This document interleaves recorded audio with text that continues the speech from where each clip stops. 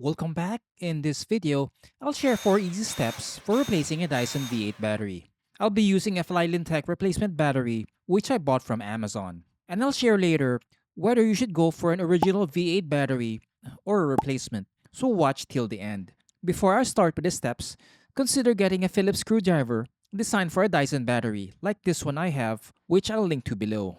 It has a long and thin profile with a magnetized tip, so it easily fits in tight gaps, which is the case for the V8. And you don't have to worry about screws falling after loosening them.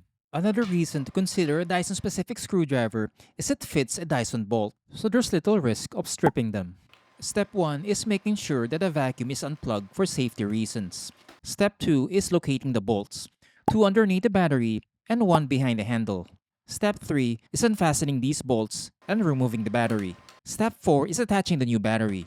Before attaching the screws, check if the battery works by squeezing the trigger. The last step is reattaching the bolts and tightening them until they are snug. Don't over tighten so you don't strip the screws. Going back to my question, should you buy an original battery or a replacement? For me, a replacement battery offers better value since these are much cheaper and most options come with add-ons like an extra filter and screws.